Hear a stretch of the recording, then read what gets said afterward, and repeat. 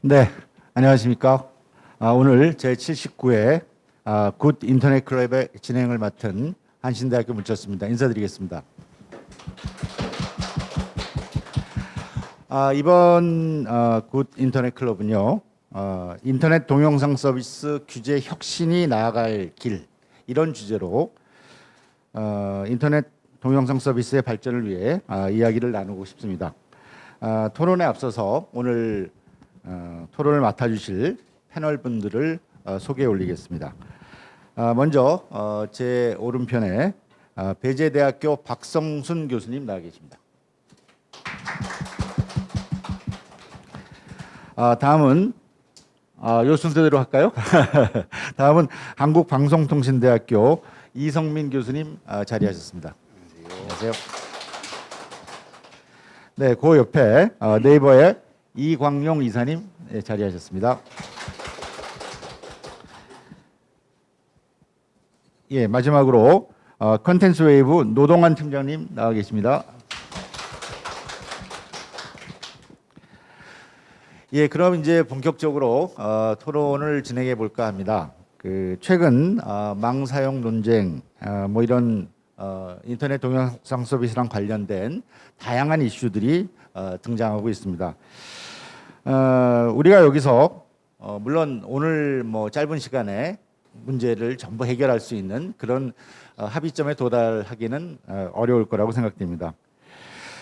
이러한 좀 중차대한 그런 과제들이 많이 있는데요. 아무래도 우리나라 인터넷 동영상 서비스 산업이 발전하기 위해서는 뭐 국제적인 경쟁력이 좀 강화돼야 된다, 이런 의견들도 많이 있습니다. 오늘 인터넷 동영상 서비스 정책 방향에 도움이 될 수 있는 다양한 이야기들이 나오기를 좀 기대해 보면서요. 먼저 우리 박성순 교수님께 먼저 그럼 한번 토론을 부탁드릴게요. 인터넷 동영상 서비스 미래 동력 확보를 위한 정책 방향 좀 뭐 자유롭게 말씀 좀 해주시겠습니까? 네. 네, 안녕하십니까. 방금 소개받은 배재대학교 박성순입니다. 사실 뭐 말씀드리기 앞서서 저는 이 전공이 사실은 미디어이기 때문에 이 네트워크 분야나 사실은 인터넷 분야에 대해서 엄청나게 이렇게 막 조예를 갖고 있거나 이러지는 못한데요. 근데 이제 사실 기존에 제가 약간 이와 관련된 스터디를 좀 했던 적이 있어서 그걸 중점적으로 좀 말씀을 드릴까 합니다. 원래 저는 토론회 가면 이 마지막에 하는 걸 제일 좋아하는데, 왜냐면은 시간이 없다는 핑계로 빨리 할 수 있는데요. 첫 번째 순서일 줄은 몰랐고 편하게 오시라고 했는데 이렇게 탁자도 없이 이렇게 많은 분들 앞에서 이야기를 해야 될 줄은 몰랐습니다. 어쨌든 뭐 그럼에도 불구하고 어쨌든 좀 많이 부족한 부분이 있는데, 제가 그때 했던 스터디나 여러 가지 상황들에 대한 제 나름대로의 주관적인 판단을 한번 말씀을 드려볼까 합니다. 먼저 첫 번째로 사실 지금 최근 많이 이제 이슈가 아직도 되고 있죠. 전 국민이 사실 논의를 많이 하고 전 국민이 되게 관심을 많이 가진 이슈는 이제 넷플릭스와 SKB 사례일 거고, 사실 이것에 대한 전조들은 그 전에도 많이 나타나 있었습니다. 뭐 더 잘 아시겠지만 사실은 그 전에 페이스북이라든지 뭐 이런 상황에 의해서 사실은 실질적으로 망이 좀 부족한 거죠. 해외망이 정확하게 구축되지 않아서 이용자들이 불편을 겪고, 이에 대해서 사업자들끼리의 다툼이 그 기존에도 이제 있었던 부분이죠. 그래서 이제 사실 이게 지금 굉장히 많이 논의되고 있는 부분이 망 사용료, 특정 또 어떤 전문가분들은 이제 망 사용료라는 말을 쓰는 것도 좀 불편하다, 이렇게 말씀하시는 분들도 많이 있는데, 어쨌든 지금 많이 이야기되고 있는 망 사용료 부분에 대해서 논의가 많이 되고 있고, 사실은 이 부분에 대해서 이제 넷플릭스의 어떻게 보면은 이 괘씸죄 비슷하게 해서 국회에서는 방향성이 조금 이제 정해지고 그쪽으로 입법도 되고, 그다음에 입법 준비도 또 따로 더 되고 뭐 이런 방향이 있는 것 같습니다. 가장 핵심적인 문제는 근데 저는 여기에서 이걸 단순히 망 사용료 입장으로만 볼 것이냐, 그럼 망 이용료를 부과하고 부과하지 않는 것이 지금 우리나라 사업자들도 그렇고 결국 우리나라 네트워크 산업의 발전적 요인이냐라고 이야기를 했을 때 사실 좀 그렇지 않다라고 보는 편이거든요. 물론 망 사용료 이거에 대한 뭐 대가 산정 이런 부분들에 대해서 논의가 필요하기는 하지만 사실 근본적인 문제를 봐야 되는 부분이다라는 생각이 좀 듭니다. 이미 우리나라 뭐 많은 분들 지금 이용하고 계시겠지만 우리가 네트워크를 이용하고 있는 부분이 해외 CP들이 제공하는 이런 것들이 월등히 앞서고 있고요. 뭐 유튜브 뭐 독보적인 1위를 하고 있죠. 그리고 뭐 이전까지만 해도 젊은 층을 중심으로 뭐 동영상 서비스를 본다라고 얘기했지만 이미 조사에서 60, 70대가 상당히 많은 부분을 차지하고 있다라고 하는 것도 드러난 부분이고요. 뭐 넷플릭스 마찬가지고 다양한 이런 동영상 서비스들을 이제 해외에서 가지고 오는 것들로 많이 충당을 하고 있습니다. 그렇다면 문제가 과연 이 망 사용 대가만 가지고 우리가 얘기를 하는 것이 미래의 우리 네트워크 조건, 네트워크 환경에 좀 더 나아가는 방향으로 볼 것이냐라고 하는 것은 좀 무리가 있다. 결국은 사실 이 문제가 초래된 근본 원인은 우리나라가 가지고 있는 국제망의 부족성 때문이라고 볼 수 있습니다. 많이들 아시겠지만 이 인터넷 환경에서 사실 대가 산정을 하는 것은 서로 이제 상호 접속고시 뭐 이런 것들을 해서 해외도 역시 마찬가지고 비슷한 위치의 사업자들은 사실은 대가 산정을 하지 않고 망을 활용할 수 있게 되어 있죠. 반면에 우리나라 같은 경우는 세계적인 국제망 순위에서 보면 우리 개위 사업자라고 이야기하더라고요. 해외 개위 사업자들이 있습니다. 그래서 1개위 사업자들이 가장 많은 네트워크를 확보하고 있고 이 사업자들끼리 망을 사용할 때는 정산하지 않습니다. 뭐 그럼 이제 2개위 사업자랑 1개위 사업자가 이제 하게 되면 당연히 2개위 사업자가 이제 정산을 해야 되겠죠. 근데 문제는 우리나라가 해외망을 가지고 있고 이 해외망 개위 사업자들 사이에 1개위 사업자에도 속하지 않고 있다라는 겁니다. 특히나 제가 조사해 본 결과 1개위 사업자가 있고 그다음에 그 밑에 이제 1.5개위 사업자들이 또 있더라고요. 중국, 홍콩, 일본 등은 다 포함되어 있는데 우리나라는 이 1.5개위 사업자에 또 없습니다. 유일하게 KT가 2개위 사업자로 들어가 있는 걸로 알고 있는데요. 문제는 이런 방식으로 쭉 유지를 하다 보면 우리나라는 해외망에서 뭔가를 데이터를 가져올 때마다 여기에 대한 대가를 지불해야 된다는 부분이죠. 그럼 이것이 이제 결국은 원래 가지고 있는 망 사용료보다 훨씬 더 부담이 많이 되는 부분이고요. 앞으로 인터넷 네트워크 환경이 전방위적으로 해외와 많이 논의가 될 겁니다. 특히나 우리나라 기업들, 네이버, 카카오, 뭐 그 외에 다양한 우리나라 국내 OTT 산업들도 해외 진출을 많이 하려고 할 것이고요. 그리고 이미 이제 그런 움직임들은 일어나고 있습니다. 그럼 이때 사실은 망 사용료 대가를 자꾸 우리가 이야기하게 된다면 우리나라 기업이 해외에 진출할 때도 분명히 그 부분에 대해서 저희가 문제를 해결해 줘야 된다는 것이죠. 우리나라 국내에서는. 그렇기 때문에 사실 단순히 이걸 망 사용료 입장으로 보기보다는 전반적으로 우리 국제망 경쟁력을 높이는 방향성에 대한 논의도 함께 있어야 되지 않나라는 게 저의 생각입니다. 지금은 사실 이런 부분에 대해서는 굉장히 이야기가 많이 안 되고 있는 실정이고요. 그러다 보니까 자꾸 망 사용료에 집중되어 있는데 과연 이것이 정말 우리나라 국내 네트워크 산업의 경쟁력을 확장시킬 수 있는 부분인가 하는 것에 대해서는 의문이 들 수밖에 없고 뭐 아까 말씀드린 대로 결국 그렇다고 해서 우리 국내법에 이걸 제정해서 유튜브나 넷플릭스에 대한 어떤 제한적 조치를 할 수 있느냐? 해외 기업이기 때문에 사실 이런 부분에 대해서도 불확실성이 높고요. 오히려 국내 기업들만 또 하나의 규제가 늘어나는 형태. 그리고 이 기업들이 외부로 이제 뭔가 진출을 할 때 우리가 가지고 있는 기준 때문에 그 외부에도 그 기준을 동일하게 적용시켜줘야 되는 그런 문제점들이 발생한다는 것이죠. 그렇다면 우리나라는 왜 1개위 사업자, 해외 1개위 사업자 못할까? 저도 이런 의문이 많이 들었습니다. 이거 누가 정해주냐? 근데 사실 이거를 막 딱 누가 정해주고 무슨 기준이 있으면 너무 쉬울 것 같은데 이거는 사업자들끼리 모여가지고 이제 자기들끼리 개인 사업자를 선정하는 방식이란 말이죠. 근데 이제 저희가 여기에 들어가지 못하는 부분이 있습니다. 물론 사실 우리나라는 망을 확장하기 위해서는 여러 가지 제약이 있습니다. 뭐 우리가 하고 싶다고 해서 막 나가가지고 할 수 있는 부분은 아니죠. 그럼에도 불구하고 이런 제약들이 있어서도 있지만 사실은 여러 가지 부분에 있어서도 관심이 별로 없었습니다. 옛날에는 우리가 외부로 뭔가를 내보내는 망에 대해서 별로 요인이 없었다는 거죠. 그냥 국내에서 이렇게 하면 되고. 근데 이제는 정말 특히나 동영상 서비스를 전 세계적으로 해외에서 왔다 갔다 하고 있기 때문에 이 부분에 대한 뭐 이제 개위 사업자 선정이라든지 혹은 해외망 확충이라는 것에 대한 요인 부분이 분명하게 발생할 수 있다는 겁니다. 뭐 물론 사업자들이 단순히 사업적 이익을 위해서 이걸 확장하자는 것이 아니고요. 결국 이런 금액의 부담이 자꾸 늘어날수록 사업자들의 이런 이용 부담 전가는 당연히 이용자들에게 늘어날 수밖에 없고요. 그렇기 때문에 이런 부분에 대한 논의들을 더 심각하게 해야 된다라는 부분이 있습니다. 그렇다면 이제 방법적인 거죠. 그래, 오케이, 알겠어. 네가 이제 해외망 확충에 대한 이야기들 많이 하는 거 알겠는데 그럼 우리 어떻게 해야 되냐라는 부분이 분명히 있습니다.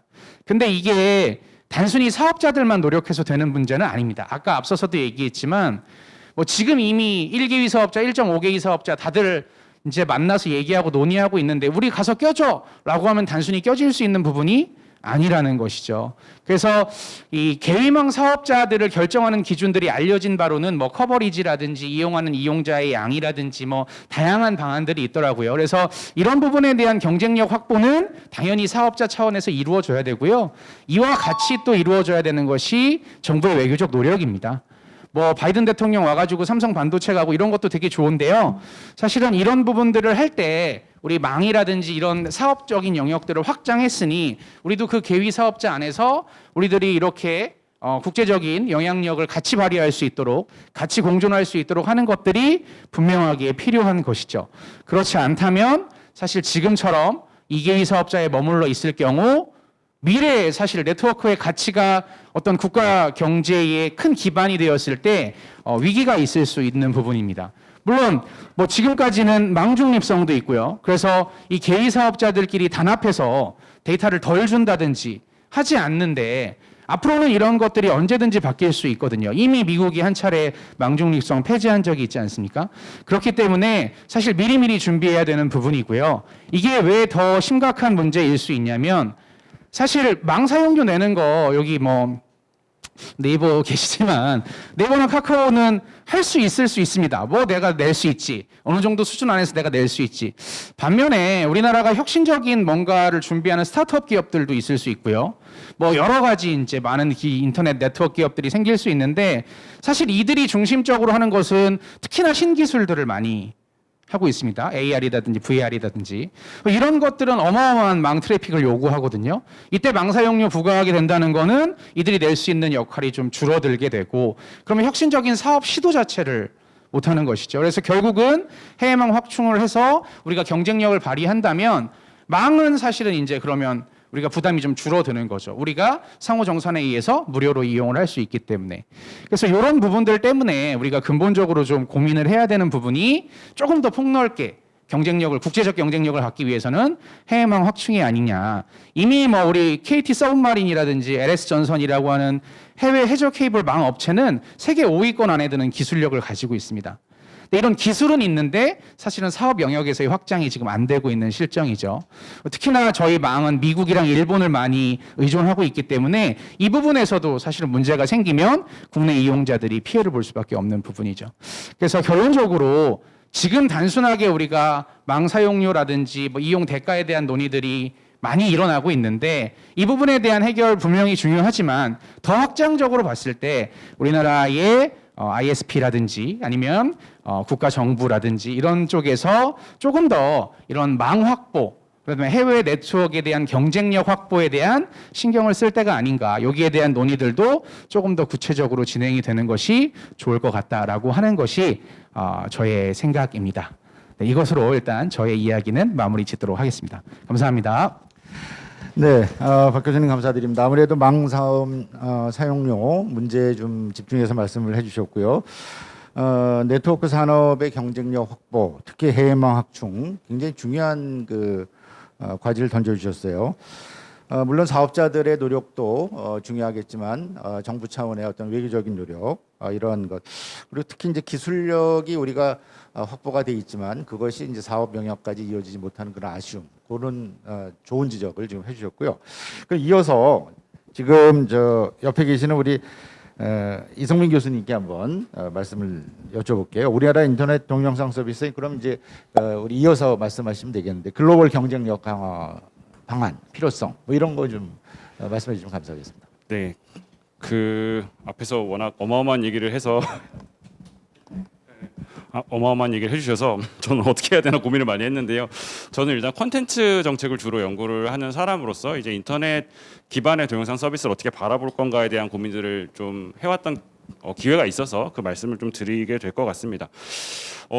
인터넷 동영상 서비스의 경쟁력의 원천이 뭘까라는 질문을 일단 던져볼 필요가 있다는 생각이 들었어요. 그러니까 저희가 최근 몇 년간 워낙 넷플릭스가 화두였기 때문에 넷플릭스 같은 거 잘 만들면 우리가 경쟁력이 있겠지 이런 생각들을 많이 해왔던 것 같아요. 근데 코로나 지나고 당장 나오는 게 넷플릭스 시대도 갔나요? 뭐 이런 얘기들이 나오는 거죠. 근데 이게 넷플릭스 경쟁력이 떨어졌다고 우리가 볼 것인지 아니면 애초에 인터넷이라고 하는 환경에서 동영상 서비스의 경쟁력이 그런 방식으로 구성되지 않는 건 아닌가 이런 질문을 던져야 되는 거 아닌가 이런 생각을 해보는 거예요. 그러니까 무슨 얘기냐면 사실 인터넷 동영상 서비스 중에서 지금 제일 잘 나가는 건 틱톡이거든요. 그냥 이거 관점을 우리가 돌려보면 저희가 과거의 미디어 규제나 미디어 산업의 틀로 그냥 정형화된 서비스 간의 경쟁의 관점에서 보면 넷플릭스 따라잡는 게 제일 잘하는 거겠지만 인터넷은 그런 공간은 아니라는 생각이 드는 겁니다. 그러니까 인터넷이라고 하는 공간은 제가 최근에 이제 미디어 연구자로서 액체 미디어 시대다 이런 얘기를 여기저기 이제 좀 개인적으로 밀고 있습니다. 리퀴드 미디어 이런 표현을 밀고 있는데 그러니까 디지털 환경, 인터넷 환경에서 미디어는 과거처럼 고정화돼 있지 않고 얼마든지 마치 물은 그릇에 담아야 모양이 정해지는 거잖아요. 그러니까 인터넷 동영상 서비스의 최종태가 무엇일까? 제일 경쟁력 있는 형태가 무엇일까를 우리가 지금 시각으로 규정할 수 있을까? 그것은 그릇이 바뀌어서 더 예쁜 그릇이 생겨서 아름다운 모양에 담겨지면 그게 정말 멋있는 서비스가 되겠죠. 그래서 저는 한국의 인터넷 동영상 서비스에 이제 저희가 오늘 주제가 규제 혁신이니까 기본적으로 우리가 가져야 될 태도는 인터넷 동영상 서비스는 기본적으로 액체 같다. 그 모습이 어떻게 될지 모른다. 그러니까 기존 틀로 규제하려는 시각 자체가 굉장히 무리가 있을 수 있다라는 것을 우리가 좀 공감대를 갖고 출발해야 된다는 게 첫 번째 생각입니다. 그래서 최근에 이제 인터넷 동영상 서비스가 굉장히 많이 성장을 하면서 여러 가지 규제 논의들이 나왔잖아요. 규제 논의 나왔는데 저는 이 규제들이 다 그러니까 각자가 익숙한 미디어의 방식으로 이 인터넷 동영상 서비스를 바라본다라는 생각이 굉장히 많이 들었었고요. 그러다 보니까 이제 이미 한국의 인터넷 동영상 서비스를 가지고 있는 다양성조차도 품지 못하는 논의들이 너무 많이 이루어졌다라는 생각들이 있습니다. 뭐 예를 들면 쿠팡 플레이와 웨이브와 티빙과 왓챠가 같은 서비스라고 우리가 어떻게 말할 수 있을까? 심지어 넷플릭스 그리고 거기에 유튜브도 있을 것이고 그 브이라이브 이제 네이버 브이나 카카오 TV나 이게 다 같은 서비스라고 우리가 어떻게 말할 수 있는 거죠? 근데 이것을 전통적인 법제의 틀로 이것이 무엇인지 규정하려는 순간 무언가는 선택되고 무언가는 나갈 수밖에 없습니다. 예를 들어서 최근에 자율등급 분류 같은 경우에 이제 온라인 비디오 사업자로 이제 규정을 하는 방식으로 통과가 됐잖아요. 근데 이 온라인 비디오의 규정은 유상성에 기초해서 돈을 받은 비디오예요. 그러니까 돈 받는 영상은 비디오니까 비디오 규제를 받는 방식인데 그럼 광고 기반은 돈을 받은 건가 안 받은 걸까? 그럼 패스트 방식으로 광고 기반으로 편성을 하는 주문형 비디오가 아닌 경우에는 이건 비디오로 볼 건가 방송으로 볼 건가? 그러니까 이게 저희가 애초에 쟤는 방송일 거야라고 바라보거나 쟤는 비디오일 거야라고 바라보는 이 시각은 고체 미디어적 시각이고 인터넷 동네는 굉장히 액체적이다. 그렇다면 사실은 규제의 틀에서 해야 될 일은 액체들끼리 질서를 잡게 하는 거다라는 겁니다. 그러니까 오늘 저는 뭐 그냥 큰 원칙에 대한 아이디어만 말씀드리고 싶었는데 그래서 전통적으로 규제라는 것이 쟤네들이 무엇인가를 법적으로 규정하고 규정 안에서 세부 규정을 만들고 그 중에서 규제해야 될 애를 잡아서 거기에 대한 기준을 만드는 게 전통적인 이제 우리나라의 규제의 방식이었잖아요. 근데 애초에 그런 방식으로 작동하지 않는 시장이고 심지어 글로벌 경쟁력의 원천은 그 중에서 제일 무언가가 가장 좋은 사업 모델일지 모르는 상태에서 경쟁하는 건데 그럼 그 자율성을 열어줄 수 있는 규제 틀을 만드는 게 저는 제일 중요하다. 그렇다면 결국은 사업자들 간에 가장 서로 지켜야 될 질서들을 서로 합의하게 하는 그리고 정부는 그때 생기는 문제들을 조율하는 조정자 역할을 하는 이 역할을 바꾸는 일들이 제일 중요하다라는 인식을 우리가 좀 같이 가지면 좋겠다는 게 오늘 제가 드리고 싶었던 핵심 내용입니다. 앞에 박성순 교수님 말씀이 워낙 전문성이 높아서 저는 이제 쭉 감탄하면서 들었는데요. 예전 갑자기 기억이 났어요. 그러니까 제가 예전에 공부 시작할 때 그때 인터넷 거버넌스 관련된 논의가 한창 있었던 시기가 2000년대 중반 정도 있었거든요.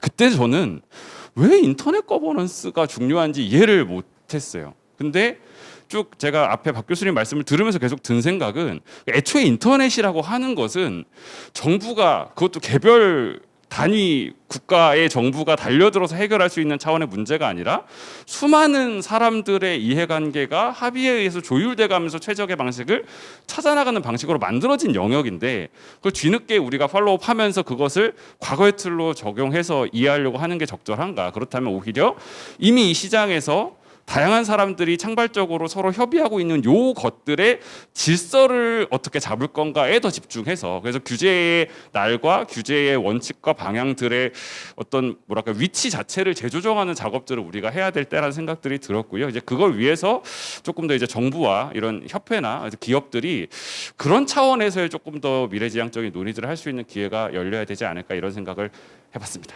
이상입니다. 네, 이 교수님 감사드립니다. 지금 아주 굉장히 저희한테 와닿는 말씀이 지금 인터넷 동영상 서비스 같은 경우를 이제 액체 형태로 보셨어요.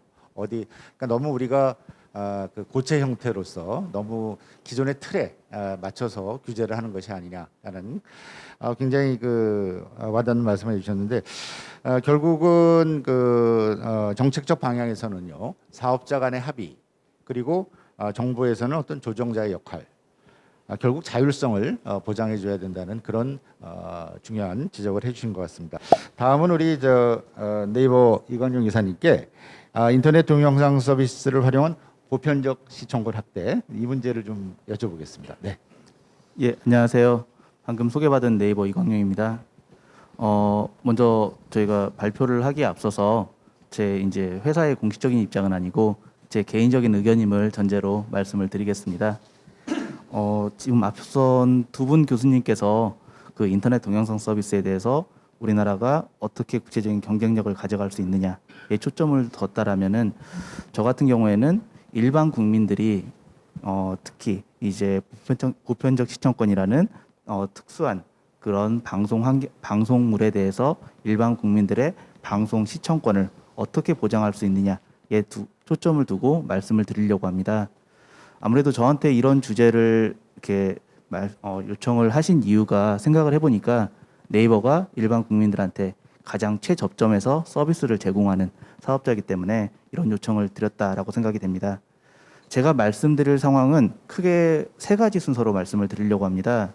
첫 번째는 보편적 시청권이 과연 뭐냐라는 부분 말씀을 먼저 드리고요. 두 번째는 그러면 왜 보편적 시청권에 대해서 문제가 되냐라는 그 원인에 대해서 말씀을 드리려고 합니다. 그리고 세 번째는 제 나름대로 생각하는 저희 사업자 입장에서 해결할 그리고 정부 쪽에서 제안해 주실 수 있는 대안들을 한번 제시를 해보려고 합니다. 첫 번째로 보편적 시청권에 대해서 먼저 말씀을 드리겠습니다. 우리나라 방송법에서 보편적 시청권을 규정을 하고 있습니다. 그 방송법에서는 보편적 시청권을 크게 세 가지 형태로 나눠서 구분을 하고 있습니다. 첫 번째는 그 보편적 시청권에 대한 개념 부분입니다.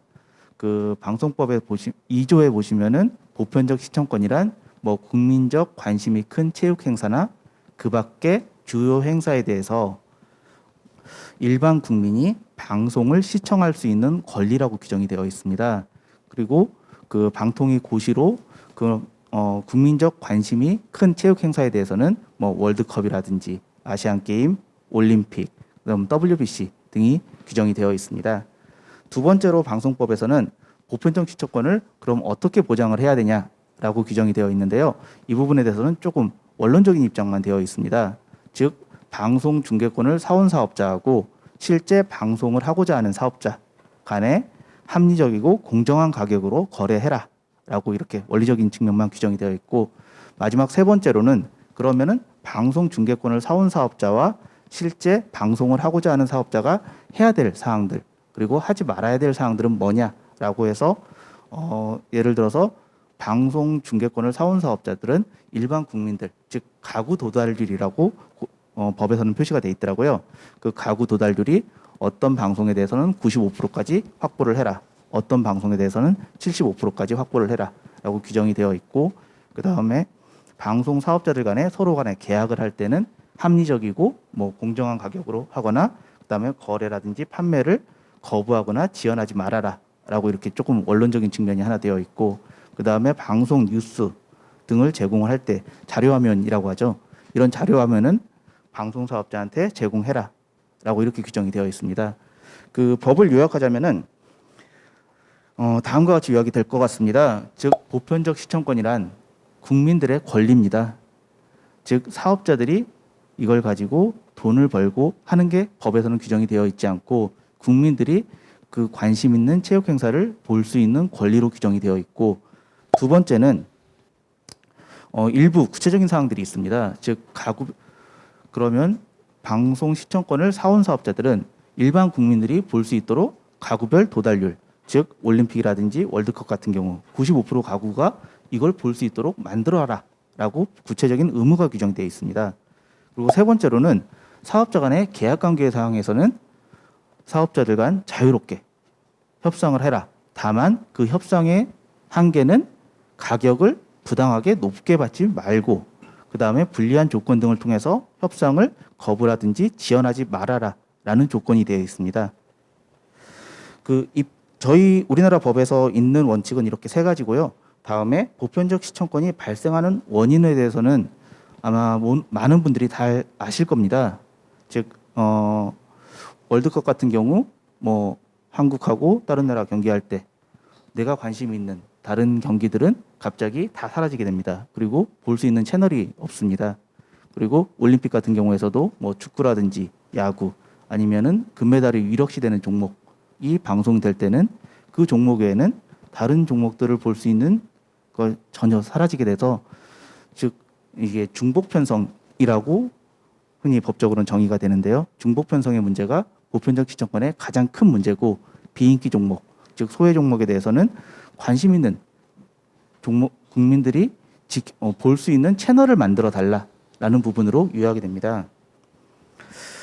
지금 방송 사업자들이 그 실제 이제 뭐 월드컵 조직이라든지 올림픽 그 IOC 등하고 협상을 했을 때 그 가격이라든지 아니면은 그 가격을 그 실제 방송을 한 이후의 실적 등을 공개하지는 않아서 정확히 파악은 안 됩니다.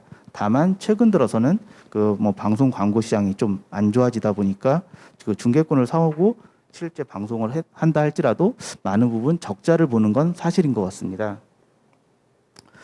근데 이렇게 적자를 보는 환경에서 정부가 하는 부분은 방송 사업자들한테 너네 중복 편성하지 말고 너네들끼리 잘 나눠가지고 방송 편성해라라고 행정 지도하고 있습니다.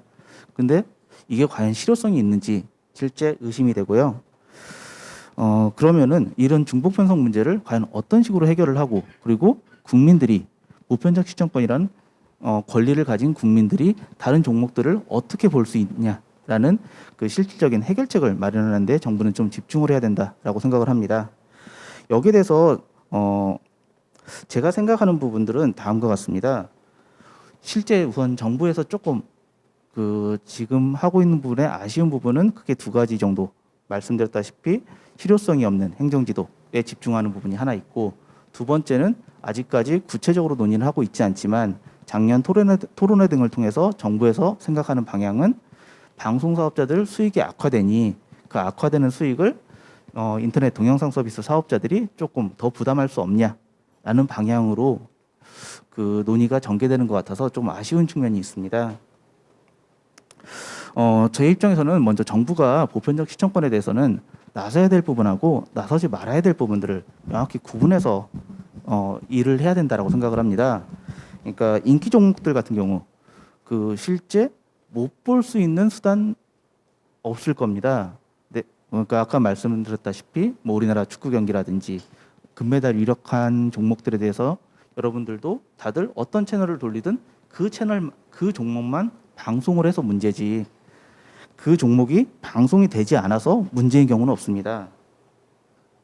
즉 이 부분은 그 사업자들이 그 자유롭게 계약을 통해서 시장에서 자유롭게 해결할 수 있는 부분들입니다. 그렇기 때문에 보편적 시청권에 대해서는 정부는 이 부분에 대해서 특별히 나설 필요는 없다라고 생각을 합니다. 결국 정부가 집중해야 되는 부분들은 비인기 종목들과 같이 잘 중계가 되지 않는 항목들을 어떤 채널을 통해 가지고 국민들한테 보여줄 수 있게 만들 거냐라는 부분에 집중을 해야 된다고 생각을 합니다. 그리고 저희 온라인 동영상 서비스 사업자들이 기여할 수 있는 부분도 이런 부분이라고 생각을 합니다. 현재 지금 제가 과기정통부 자료를 좀 찾아봤어요. 그랬더니 우리나라에서 스마트폰 보급률이 가구당 95%, 그다음에 초고속 인터넷 보급률이 가구당 90%입니다. 즉 대부분의 가구 그리고 개인들이 스마트폰을 통해 가지고 온라인으로 동영상 서비스를 볼 수 있는 환경은 충분히 만들어진 상황입니다. 그리고 방송 사업자들 같은 경우 채널을 정부에서 허가를 받다 보니까 채널 숫자가 제한이 되고 그 무한정 늘릴 수가 없습니다. 하지만 저희 같은 경우 뭐 서버라든지 트래픽 문제 분명히 발생할 수 있지만 그래도 채널 한 개는 방송 사업자들에 비해서 상당히 자유로운 상황입니다. 그리고 현재 상황에서 저희가 그러면은 방송을 하면 되지 않냐라고 했을 때 가장 큰 문제는 방송 사업자들이 저희한테 줄 수 있는 유인이 없다라는 겁니다. 즉 방송 사업자들은 그걸 사왔을 때 가장 큰 의무가 가구당 도달률인데 그 가구당 도달률 계산을 할 때 저희는 빠져 있습니다. 즉 여러분들이 많이 보시는 뭐 지상파 방송이라든지 그다음에 케이블 방송 아니면 IPTV 방송에 대해서 가구당 비율만 들어가지 인터넷을 통해서 볼 경우에는 가구당 도달률에 전혀 반영이 안 되거든요. 그러다 보니까 방송 사업자들은 돈을 받고 저희한테 팔아서 뭐 수익을 얻는 유인은 있지만 저희를 통해서 일반 국민들이 보고자 하는 채널을 확보한다는 측면에서는 유인이 전혀 없습니다.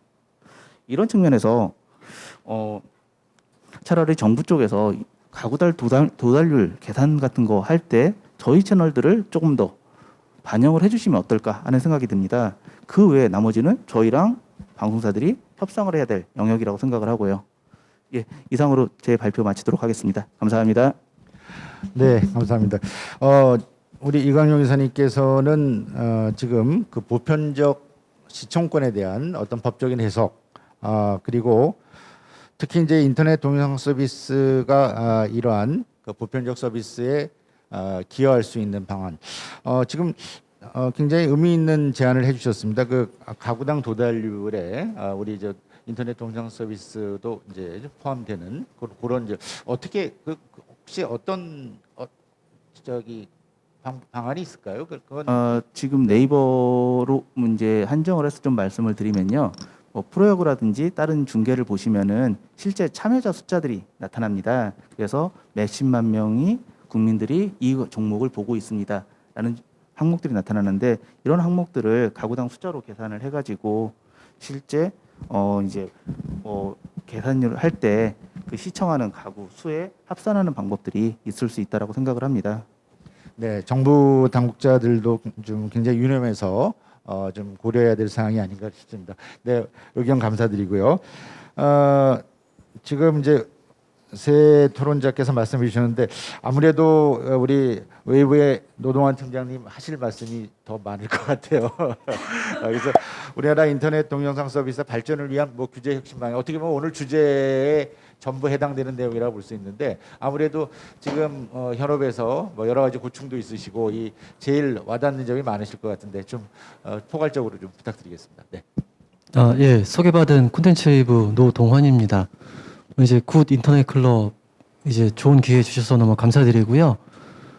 그냥 뭐 처음부터 정책 방송은 너무 재미가 없으니까 앞에 뭐 보편적 시초권 말씀하시는데 어제 한일전 대참사가 기억이 나가지고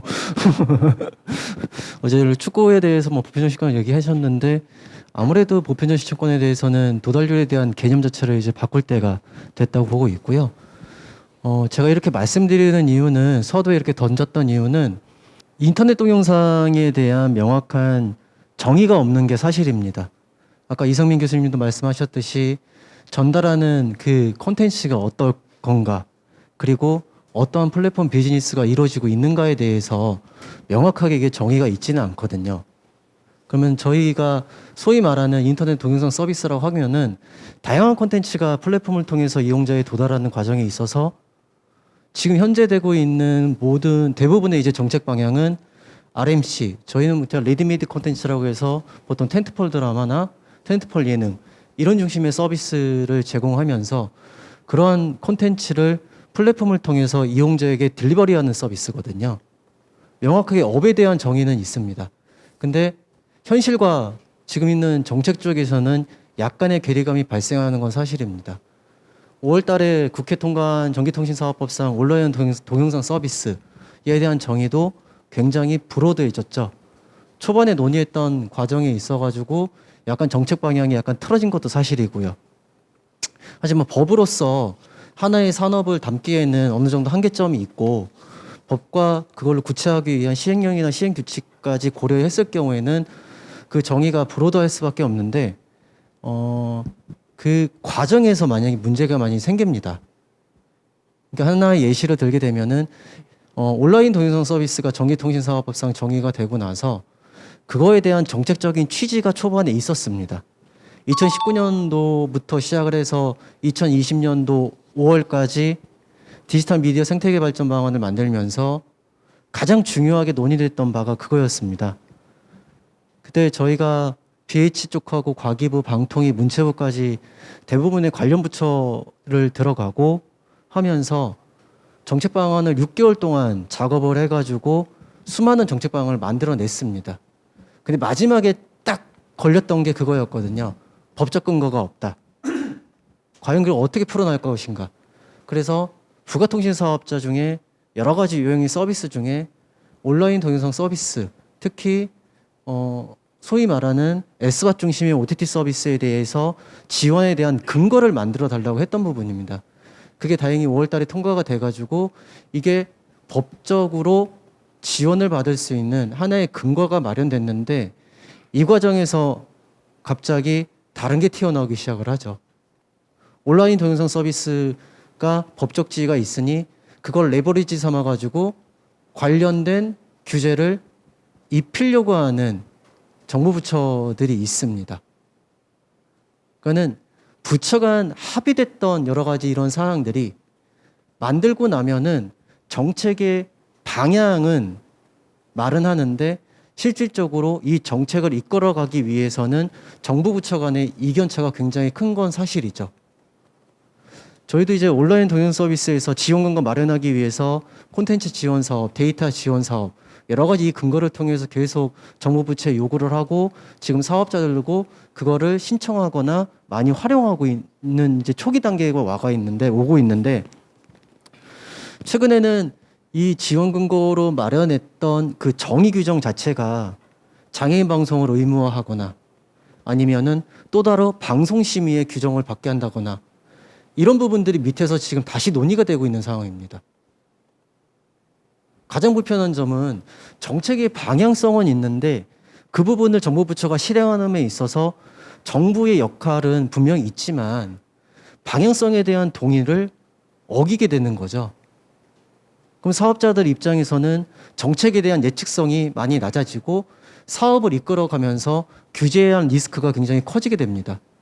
그러면 오히려 산업을 활성화하기 위한 정책 방향이 밑단으로 들어가서는 실행에 있어서는 오히려 사업자를 옥죄는 규제 강화로서 작용하고 있는 약간 잘못된 순환 구조가 만들어지고 있는 건 사실이고요. 또 하나는 아까 박성준 교수님 말씀하신 망 이용료나 그리고 이성민 교수님 말씀하신 콘텐츠 그리고 보편 시청권 모든 이슈 자체가 OTT에는 완전히 지금은 많이 몰리고 있는 건 사실입니다.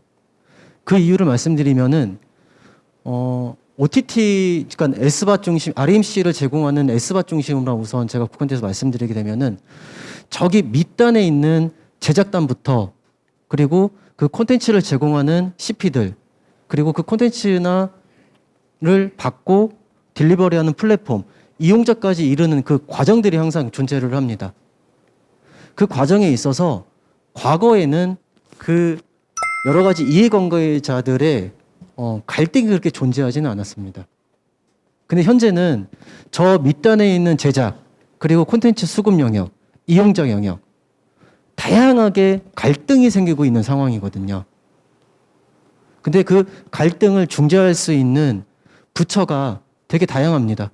저 밑단의 제작 영역은 문체부고, 그 플랫폼에서 수급에 대한 영역은 공정위 쪽이고, 그리고 이용자 영역은 방통위 쪽이고, 하나의 산업에 있어서 이렇게 많은 부처가 관심을 갖고 정책을 만들고 있지만 소위 말하는 갈등에 대한 중재 부분은 없습니다.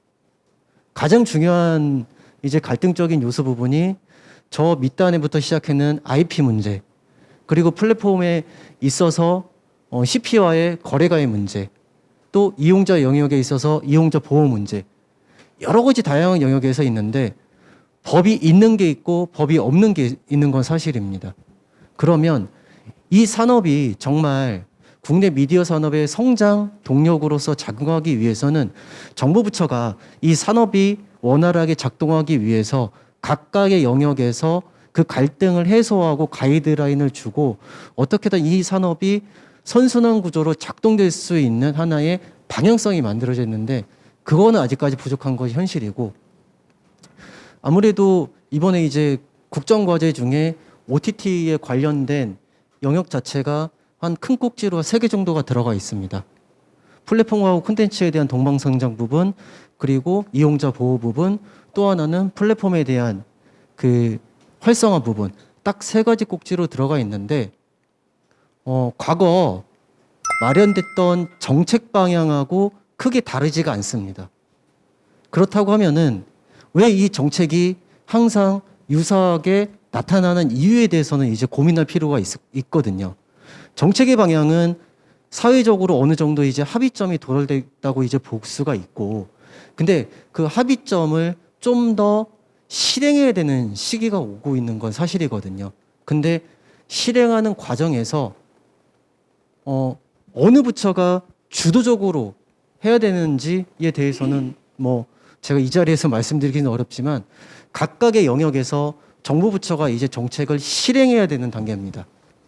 그 실행에 있어서도 이 산업이 국내 미디어 산업에서 미치는 영향 부분, 제작단부터 이용자들까지 대한 영향 부분에 대해서 고민을 하고 빨리 실행할 부분은 빨리 추진해야 돼서 완결을 시켜야 되는 게 지금 현실적인 문제고요. 마지막 말씀드릴 이제 정책 방향 부분은 국내 OTT 산업의 지형을 보면은 소위 국내에서 지금 아직까지는 사업을 하고 있지만 경쟁의 영역은 글로벌화 되고 있습니다. 그 이유는 넷플릭스나 디즈니 플러스나 그리고 다양한 해외 사업자들이 들어오고 그 와중에 국내 OTT 산업이 그 글로벌 사업자와 경쟁하고 있는 건 사실이거든요. 아시는 분은 아시겠지만 넷플릭스가 최근에 내놓은 그레이맨이라는 영화가 아마 제작비에 대해서는 많이 이슈가 안 된 것 같은데 2,400억입니다. 영화 한 편당. 2,400억이라는 규모는 티빙, 왓챠, 웨이브가 1년 동안에 투자한 오리지널 콘텐츠 투자 비용보다 높습니다. 이런 상황이거든요. 그러면 글로벌 사업자들이 자본력으로 들어오는 이 시장에서 글로벌 사업자들이 국내에서 각각에 있는 미디어 생태계 영역에서 미치는 영향에 대한 분석이 전혀 이루어지지 않습니다. 제작단에서는 어떻게 영향력을 하고 있고 플랫폼 비즈니스에서는 어떻게 영향력을 발휘하고 있고, 그렇다면 이용자 보호 영역에서는 글로벌 사업자들이 어떻게 영향을 미치고 있는지에 대해서는 이게 종합적으로 한번 검토될 시기가 필요하고, 과연 글로벌 사업자들이 국내에서 콘텐츠 제작 영역에서 긍정적인 미치는 영향도 있고 이용자에게 다양한 콘텐츠를 딜리버리하면서 이용자에 대한 여러 가지 복지나 여러 가지 이용자의 이익을 주는 부분도 있지만 분명히 GCP로 인해 가지고 나타나는 문제점은 분명히 있습니다. 그 단편적인 예가 인앱 결제에 대한 부분이었거든요. 근데 이렇게 매번 하나하나의 정책 이슈가 나올 때마다 그거를 일일이 법으로 만들기에는 굉장히 어려운 것이 현실입니다. 그 이유가 법 만들면 구글이나 애플 인앱 결제 예시 들면 저 앞으로 벌써 가 있습니다. 법 만들고 뭐 하려다 보면은 글로벌 사업자는 저쪽으로 가 있는 상황이거든요. 근데 이런 거를 사전에 막기 위해서는 전방위적으로 글로벌 사업자에 대한 국내 사람들의 영향력에 대한 종합 보고서가 우선 필요할 것 같고, 그 보고서를 바탕으로 해가지고 국내 사업자들이 글로벌 사업자하고 공정하게 경쟁할 수 있는 밑바탕을 만들어주는 게 가장 중요한 정책 방향 중에 하나로 말씀드릴 수 있고, 이제 마지막으로 말씀드릴 부분은 종합적으로 한번 이제 요약 정리를 하면은 정책에 대한 실행 부분, 그러면 실행에 있어서 과감함이 필요하고 이제 실천이 필요할 단계고요. 또 하나는 글로벌 사업자에 대한 영향력에 대한 분석을 면밀히 해서 그거를 국회나 정부 차원에서 국내 사업자를 보호하고 경쟁력을 갖출 수 있는 그런 정책 방안이 좀 만들어졌으면 하는 바람입니다. 예, 이상 여기까지 토론 마치겠습니다. 네, 노동환 팀장님 감사드립니다. 뭐 하실 말씀이 더 많았을 것 같은데 오늘 짧게 말씀해 주신 것 같습니다. 지금 저희가 그 이제 인터넷 동영상 서비스 관련해서 관련된 정부 부처들이 8 있죠. 뭐 지금 말씀해 주셨지만 뭐 문체부, 방통위, 뭐 과기정통부, 뭐 공정위까지. 근데 이제 굉장히 중요한 말씀을 해주셨어요. 이게 사실은 사업자 영역에서 봤을 때 이들 그 어떤 정책이 어떻게 나가야 되는지에 대한 그 예측이 좀 잘 안 된다. 사실 그리고 어떤 그 정책단에서의 어떤 실천력, 그리고 우리가 이제 글로벌 사업자들과의 경쟁에서 우리 국내 사업자들을 어떻게 발전시킬 수 있는 그런 보호 방안이라든지 이런 정책이 좀 나와야 되지 않겠는가. 굉장히 어떻게 보면은 실질적인 말씀을 해주신 것 같습니다. 지금 각 주제별로 한 번씩은 말씀을 해주셨는데 이제는 뭐 제가 어느 분께 제가 지정하지는 않겠습니다. 지정하지는 않겠고요. 우리가 이제 그 지정 주제에 이제 저희가 좀 추가적으로 좀 저희가 살펴볼 그런 내용들. 그러면 아무래도 오늘 그 저희가 여러 가지 보면 이제 규제 혁신이라고 이제 지금 되고 있는데 진짜 가장 필요한 규제 혁신의 그 방향 뭐 이런 거를 편하게 좀 잡아주시면 좋을 것 같아요. 뭐 요새 여러 가지 지금 어제도 지금 뉴스 무슨 잠깐 보니까 왓챠 얘기가 좀 나오고 그러더라고요. 왓챠가 좀 많이 어렵다는 그런 뭐 특정 회사를 말씀드려서 그런데 이건 어떤 면에서 보면은 우리 그 OTT 사업자들의 이제 어떤 위기가 이제 닥쳐오고 있지 않느냐 이제 굉장히 이런 상황인데 그런 여러 가지 좀 현재 시점에서 봤을 때 어떤 그 규제 혁신이 좀 현실적이고 또 우리 사업자들에게 좀 와닿는 그런 규제 혁신 방향인지 박 교수님 뭐 그냥 저기 편하게 말씀해 주십시오. 네, 지정 안 하신다고 그랬는데 그래서 눈 안 마주치고 있었대 말씀을. 뭐 물론 이제 훨씬 더 사업단에서 더 집중적으로 말씀을 많이 해주실 것 같아서 저는 사실은 원론적인 말씀을 조금 이제 드려보자면 큰 범위에서 뭐 오늘 저도 말씀 너무 잘 들었고. 이제 사실 가장 근본적인 문제는 우리 노동환 팀장님 말씀하시고 여러 가지 이제 부분에서 말씀하셨지만 예전에 가지고 있던 개념을 그냥 가지고 오는 겁니다. 그래서 이거를 어디에 입혀가지고 하는데 그렇게 되면 사실 아까 말씀하신 액체 미디어가 사실은 그렇게 규정되기가 너무 어려운 거죠. 그래서 사실 가장 저는 근본적인 문제는 우리나라 방송 미디어 특히나 이제 통신 영역, 인터넷 영역까지도 여러 가지 부분에 대한 재개념화가 필요하지 않을까. 그리고 예전에는 뭐 이렇게 말씀드리면 또 아니라고 하시는 분들도 있던데 많은 뭐 행정법 학자분들이나 이런 분들이 얘기하시기에 방송이나 통신은 사실 국가에서 어느 정도 이 특허를 낸 행정법상 특허입니다. 그 저희가 이제 하는 특허가 아니라 그런 영역이기 때문에 사실 그 기존의 독점적 영향력을 확보할 수 있게 만들어주면서 사실 국가가 해야 되는 역할들을 많이 배분해 준 거죠. 그래서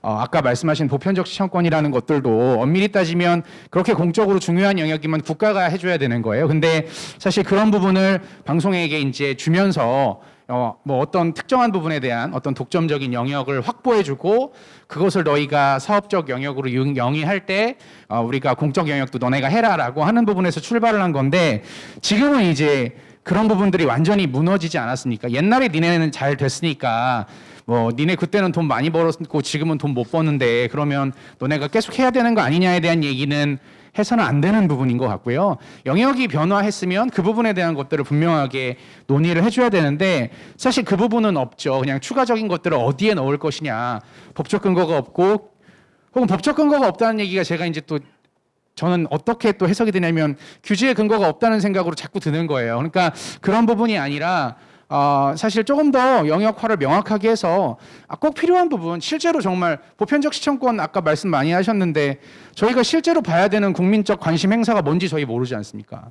월드컵 봐야 되는 거냐 아니면 뭐 이게 실제로 정말 필요하다고 하면 이 영역에 대해서는 이제는 조금 더 적극적으로 국가가 나서야 되는 부분들이 분명하게 있다고 생각을 합니다. 그 외의 부분은 아까 노동환 팀장님 말씀하셨지만 뭐 사실 도와주지는 못해도 보호하지는 못해도 공정한 경쟁이 이루어질 수 있는 규제 혁신은 이루어져야 되는 부분이죠. 근데 사실 지금 그런 것에서 머물지 않고 어떻게 하면 이거를 똑같이 글로벌 사업자들도 아까 제가 망사용료 부분에 대해서도 조금 부정적으로 말씀을 드린 게 똑같이 규제를 해야겠다라는 생각을 하는 거예요. 해외도 규제하고 우리나라도 규제하고. 근데 사실 이런 부분들이 자꾸 반복되면 아까 말씀하신 대로 해외 글로벌 사업자들은 나아가고 우리나라는 국내 안에서 머물러 있는 겁니다. 자꾸. 그래서 사실 뭐 되게 어려운 얘기입니다. 맨날 제가 이런 말씀 드리는 게 뭐 이렇게 전문가분들에겐 죄송스러운 얘기이기도 한데 이 재개념화에 대한 부분을 명확하게 하지 않으면 계속해서 반복되는 문제일 수밖에 없을 것 같습니다. 그러면 방송이 뭐냐, 통신이 뭐냐. 지금 학교에서도 저 너무 어려운 게 학생들한테 방송에 대해서 얘기를 하고 가르치려고 할 때 너무 할 말이 많아요. 애들은 일단 방송을 명확하게 이제 얘기 안 하고 방송법상 돼 있는 거와 현재 얘들이 느끼는 거와 여러 가지의 괴리감이 분명히 있는 것이죠. 인터넷 결제 말씀도 하셨는데 인터넷 결제에 대한 것도 제가 어느 토론회에서는 영어부터 정확하게 좀 해야 된다. 인터넷 결제라고 얘기하면 지금이니까 좀 알지 일반 사람들은 아무도 몰라요. 그럼 정책하는 사람들, 사업자분들만 노력한다고 해서 이게 바뀔 수 있는 부분은 아니거든요. 그래서 그런 부분들까지 확장을 해서 조금 더 쉽게 국민들에게도 전달을 하고 그다음에 보다 명확하게 해서 진짜 국가가 책임져야 되는 부분은 이제는 뭐 그럴 수 있는 사업자가 없습니다. 사실은. 그래서 그 부분에 의해서는 좀 과감하게 가지고 오고 나머지 부분은 뭐 혁신까지는 안 갈 수 있습니다만 어느 정도의 자율성들 그다음에 공정하게 어느 부분에서는 뛰어놀 수 있는 운동장을 만들어주는 게 중요하지 않을까 하는 생각을 가지고 있습니다. 예. 네, 감사합니다. 예, 네, 그 저는 쭉 말씀 들으면서 그냥 드리고 싶은 말씀이 생겼는데요. 그러니까 저는 저희가 규제 혁신이 반드시 규제 없애기만을 말하고 있는 건 아니다. 왜냐하면 사실 아까 노동환 박사님 말씀 들으면서 제가 계속 한 생각인데 저희에게 이중의 과제가 있다는 생각이 들어요. 하나는 인터넷 동영상 서비스의 고유성을 지키기 위한 그 안전판을 만들기 위한 틀 만들기도 일종의 규제일 수 있는 거죠. 이들을 어쨌든 사업자로 규정을 하는 순간 생길 수 있는 여러 문제가 있어요. 그래서 저는 한편으로는 그런 틀을 만드는 작업도 필요한 겁니다. 왜냐하면 너희는 좀 달라. 여기는 좀 다른 방식의 철학을 가지고 접근해야 돼라고 하는 사회적 합의를 만드는 그런 시장을 조성하기 위한 규제들은 적극적으로 우리가 개발해야 되는 게 있고요. 근데 문제는 이렇게 개발해 놓으면 너네 그거잖아라고 하면서 옛날 틀을 들이밀면서 생기는 문제가 있거든요. 그러면 사실은 저는 제가 들은 생각은 기존 미디어 영역에 있었던 불필요한 규제들, 그러니까 지금은 인터넷 동영상 서비스에 적용되고 있지 않지만 이것이 사회적 가시성이 높아지면서 너희 언론이었네, 너희 방송이었네 이렇게 하면서 기존에 있던 과거의 규제들이 이렇게 들러붙는 일들을 막기 위해서 기존 규제를 깨는 일도 함께 좀 협력해서 해야 된다. 이게 저는 같이 가야 된다는 생각들을 해요. 그러니까 인터넷 동영상 서비스만 규제 풀어주세요가 아니라 애초에 동영상 규제를 왜 했던 거죠? 라고 질문하는 과정이 함께 있어야 왜냐하면은 지원을 받기 위해서 법을 만들었는데 그게 규제의 근거가 되는 일이 너무 반복되니까 우리가 이 틀 만드는 것 자체에서도 너무 싸움이 좀 불필요하게 이어진다는 생각이 저는 좀 있거든요. 그러면 왜 그런 일이 생기냐를 생각을 해보면 그 앞에 규제들을 우리가 풀 거를 빨리 풀어놔야 여기서 우리가 이런 시장을 만들기 위한 틀을 짜는 사람들이 다른 불안 때문에 조정이 안 되는 일들이 덜 발생할 것 같다. 그래서 저는 기존 미디어 영역에 있었던 불필요한 규제들을 이게 결국은 인터넷으로 넘어올 거거든요. 너희 결국 너희 이거잖아. 이게 지금은 방송에서 벌어졌지만 다른 영역에서 생기지 말란 법이 없다. 그렇다면 우리가 그런 규제들 중에서 인터넷 시대에 맞지 않는 규제들을 식별하는 작업들을 좀 하면 좋겠다 말씀드리고 싶었습니다. 네, 감사합니다. 네, 이광희 이사님. 예, 그 규제 혁신 관련해 가지고 그 정부에 좀 부탁드리고 싶은 거는 시장과 신뢰관계를 형성할 수 있는 그런 좀 절차라고 해야 되나요? 아니면 태도라고 해야 되나? 아니면 메커니즘이라고 해야 되나요? 그런 부분들을 좀 만들어 갔으면 좋겠어요. 인터넷 업계에서는 그동안 경험 때문에 정부랑 신뢰관계 형성하기가 참 어렵습니다. 그 첫 번째가 그 노동환 팀장님도 말씀하셨다시피 정부에서 선한 목적으로 어떤 규제라고 해야 되나요? 지원책을 만든다고 했을 때 그게 규제로 확장되는 사례들이 너무 많거든요. 아까 말씀드렸다시피 온라인 동영상 서비스에 대해서 투자를 확대하고 그 다음에 투자를 유도해 주는 세액 감면 등의 목적으로 그 정의 조항을 만들었을 때 정부 다른 부처들은 온라인 동영상 서비스 정의 조항이 만들어졌네라고 하면서 심의 규제, 광고 규제, 청소년 보호 정책 등이 일률적으로 들어오게 됩니다. 그리고 거기에서 무차별적으로 저희 불러서 회의하자라고 하면은 저희 입장에서는 새로운 규제 만들어지는 거 아니야? 라는 부담감이 되게 커집니다. 이런 부담감, 그런 규제 무한정 확장이란 현상 때문에 정부에서 어떤 논의를 하자라고 하면은 저희 입장에서는 겁부터 나는 게 현실입니다. 그리고 두 번째는 정부의 일하는 방식에 있어서 조금 여유를 가지시고 좀 더 많이 검토를 해주셨으면 좋겠다라고 제안을 드리고 싶습니다. 실제 정부에서는 뭐 사업자 의견 충분히 들었습니다라고 말씀을 하시는데 항상 회의를 가보면 타임라인은 딱 정해져 있습니다. 언제까지 결론 내겠다라고 타임라인 정해져 있고 그리고 정부에서 초안이라는 형태로 안을 만들어서 배포를 하고 그럼 그 안에 대해서 사업자들이 의견을 제시를 하면은 그걸로 들었다라고 얘기가 되는 경우가 굉장히 많습니다. 그리고 실제 문제가 되는 되는 부분들에 대해서는 좀 약간 휘발성이라고 해야 될까요?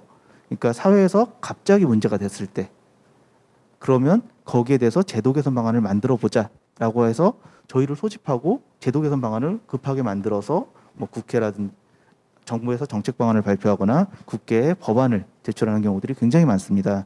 그런데 많은 부분 문제들은 기존 사회 현상들이 잠깐 지나가면서 저절로 해결되는 경우들이 굉장히 많거든요. 그래서 정부에서는 기존의 새로운 규제들을 만든다고 했을 때 그럼 이게 장기적으로 문제가 지속될 것이냐라는 부분들에 대해서 조금 더 검토를 해주셨으면 하는 바람입니다. 예, 이상입니다. 네, 감사합니다. 예, 노동환 팀장님. 네. 예. 규제 혁신 굉장히 어렵죠. 정말 어려운 과제 중에 하나인데 달리 생각하면 굉장히 쉽게 풀어갈 수도 있습니다. 우리가 그러니까 최근에 있는 그 예시가 인앱 결제가 너무 화두가 되다 보니까 인앱 결제를 예시를 들 수밖에 없는데 인앱 결제에 대한 강제화를 막기 위해서 입법화 과정 그리고 정부 부처의 신고센터 막 이게 되게 분주하게 들어갔습니다. 공정위부터 방통위 그리고 법이 만들어지고 그런데 정작 정부 부처가 그 당시에 입법화하고 사업자로부터 신고센터를 만드는 일 이외에 어떤 일을 해야 했을까 한번 고민될 필요가 있거든요. 저희가 외부에서 그때 인앱 결제가 있었을 때 인앱 결제에 대해서는 막을 수 없다는 거는 사업자들이 충분히 막 어쩔 수 없고 해야 된다. 할 수밖에 없다. 법이 만들어져도. 이건 그런 상황이었거든요. 그 상황에서 입법화나 이런 부분이 가장 중요한 타이밍이었을까 하는 고민이 필요해 보여요. 그 당시 가장 중요한 점은 정부 부처가 미디어 쪽이나 어떤 산업의 영역에서 다가갔을 때 이용자나 국민 관점으로 만약에 생각을 전환을 시켰다고 하면은 인앱 결제를 바로 알고 이용자들이 올바르게 소비할 수 있는 그런 홍보나 그러니까 정책에 대한 홍보가 맞는 거죠. 입법화하다고 이거 해주세요. 이거 공정위로 가야 되냐, 방통위로 가야 되냐. 그 상황에서 이용자들이나 국민의 지갑에서는 이미 인앱 결제로 인한 수수료가 계속 빠져나가고 있는 상황이거든요.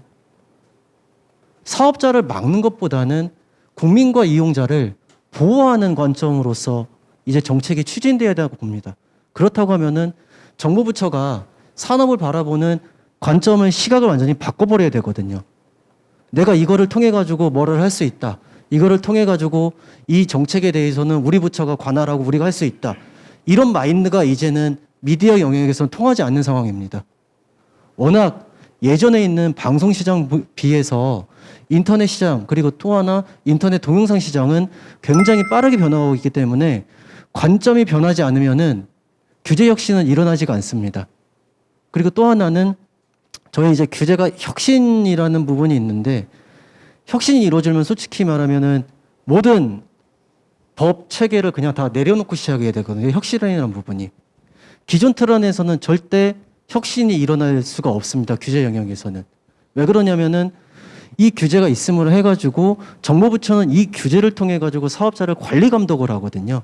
그렇다면 정보부처가 관리 감독 기능을 내려놓지 않는 이상 혁신은 일어날 수가 없고 모든 산업이 올바르게 작동하기 위해서는 그 산업이 어떠한 메커니즘으로 돌아가고 있는지에 대한 명확한 판단이 필요하고 그리고 그 메커니즘 속에서 어떤 부분을 약간 아까 액체를 말씀하시길래 메커니즘에서 액체가 나가는데 거기서 그 뭐죠? 그 동맥 막힌 게 뭐였는지 이거 용어가 생각 안 나요. 그 막히는 거를 그냥 빠르게 뚫어버리면 되거든요.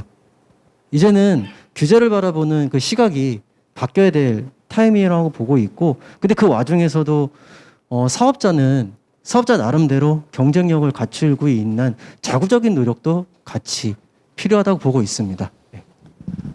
팀장님 그 마지막으로 요새 좀 이제 최근에 나온 저 이슈 중에 그 기재부가 우리 저 OTT 제작비 세제 지원 발표한 거 있지 않습니까? 근데 그게 세제 관련해서요. 세제 지원. 근데 그게 아마 해외에 비해서는 좀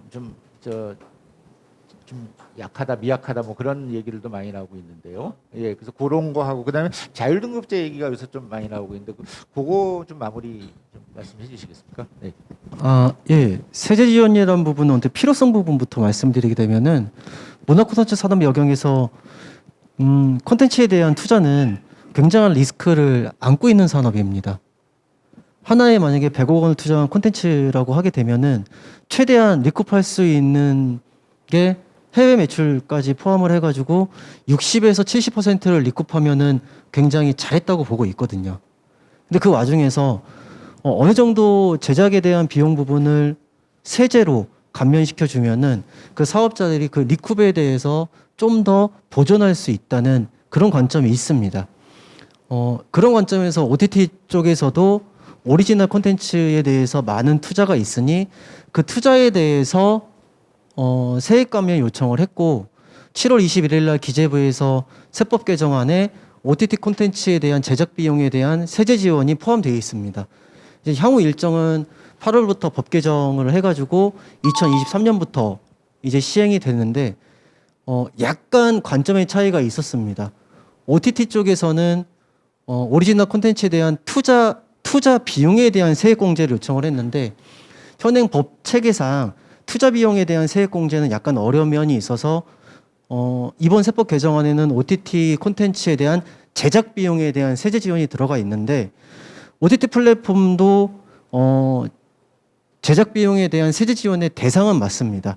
그런데 그 대상이 되기 위해서는 플랫폼 사업자들이 기본적으로 갖고 있는 여러 가지 투자에 대한 프로세스가 있는데 그런 프로세스를 바꿔야 되는 과정이 있습니다.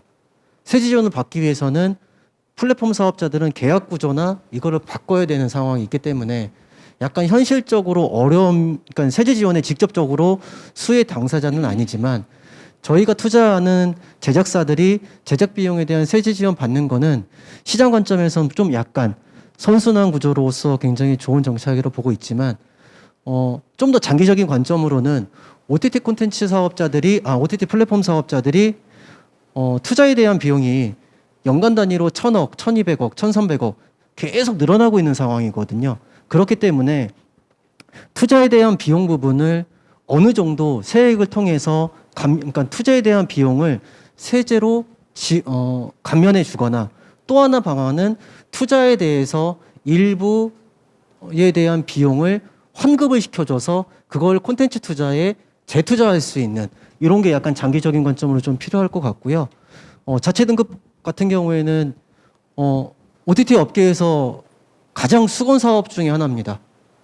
올해 자체 등급 분류 영비법상 자체 등급 분류를 올해 안에 법이 통과되도록 정부 부처도 많은 노력을 기울여주고 있고 사업자들도 많은 이제 정부나 국회 쪽에서 많이 커뮤니케이션 하고 있는 상황인데 자체 등급 분류가 필요한 부분은 지금 현재 국내에서 OTT뿐만 아니라 온라인 비디오물에 대한 심의 물량이 기하급수적으로 늘어가고 있습니다. 작년에도 8월부터 시작해가지고 11월까지 영등이가 감당할 수 없을 정도로 심의 물량이 많아지고 올해 같은 경우에도 지금 이제 7월 중순부터 영등이 심의 물량이 굉장히 많아지고 있는 상황이거든요. 그럼 심의 물량이 많아지면 그만큼 심의에 대한 완료 기간이 늘어나기 때문에 사업자들 입장에서는 콘텐츠를 적시에 제공할 수 없다는 면 그리고 콘텐츠 제공이 늦으면 늦을수록 이 콘텐츠를 사와가지고 계약 기간은 있기 때문에 늦으면 늦을수록 사업자들은 그 비용을 계속 손실하는 구조로 가고 있습니다. 그리고 지금은 플랫폼 영역에서는 콘텐츠 경쟁력, 특히 어떠한 콘텐츠를 어느 시기에 내놓는 것도 굉장히 중요하거든요. 이거는 마케팅하고도 연계돼 있고 그렇기 때문에 OTT 쪽에서는 자체 등급 분류를 빨리 만들고 빨리 시행을 함으로 해가지고 콘텐츠 수급에 대한 효율성 그리고 콘텐츠에 대한 마케팅에 대한 경쟁력 그리고 비용을 어느 정도 절감할 수 있는 여러 가지 그 효과성이 있기 때문에 올 한 해는 좀 자체 등급 분류 부분이 좀 법이 통과되길 바라고 있고요. 문체위나 지금 원구성이 이제 마무리돼서 이제 상임위도 이제 어제부터 계속 과방위부터 돌아가고 있는 상황인데 문체위 쪽에서도 어느 정도 이 부분에 대해서 많은 도움을 주셨으면 하는 바람이고요. 내일 아무래도 제가 기억하기로는 문체부 업무 보고가 내일 있는 걸로 알고 있거든요. 문체위에. 아마 1순위로 문체부도 잡고 있어요. 자체 등급 분류에 대한 도입을. 그렇기 때문에 정부와 사업자와 그리고 이거에 대한 정책 이슈는 여야 간 이견이 없는 이슈이기 때문에 조속히 좀 통과되길 바라고는 있습니다. 예. 네, 감사합니다. 지금 저희가 좀 예정 시간을 넘기고 있는 것 같은데 그래도 혹시 뭐 마지막으로 꼭 이 얘기를 하고 싶다 그런 토론자님 계시면 해주시고요. 아니면 뭐 그냥 마무리할까 합니다. 네, 저기 다 말씀들 나누신 거죠? 예. 그 아까 그 토론회 모두에서 말씀드렸지만 요새 그 인터넷 동영상 서비스 관련한 이슈가 굉장히 많이 등장하고 있는데 오늘 1시간 남짓한 뭐 이런 토론회로 어떤 해결점이 당장 나오지는 않을 것 같습니다. 그렇지만 오늘 토론자 선생님들께서 전문 영역별로 굉장히 중요한 말씀들을 많이 해주셨습니다. 그래서 앞으로 이 OTT 서비스가 국제적으로 경쟁력을 가질 수 있고 또 어떤 그 정부의 규제 혁신 방향 이런 방향을 잡는데 굉장히 큰 의미 있는 토론회가 아니었나 싶습니다. 종합적으로 말씀드리자면 이런 것 같습니다. 이 새로운 이런 서비스, 새로운 이 방송 서비스에 대한 그 모든 정책을 기존의 규제 틀 속에서는 좀 보는 것은 바람직하지 않다. 이런 말씀들이 결론적으로 해당되는 말씀이 아닌가 싶습니다. 오늘 이 바쁜 가운데 참석해 주신 박성순 교수님, 우리 이성민 교수님, 그리고 이광용 이사님, 노동화 박사님 감사드리고요. 이상으로서 제79회 굿 인터넷 클럽 토론회 모두 마치도록 하겠습니다. 감사드립니다. 고맙습니다.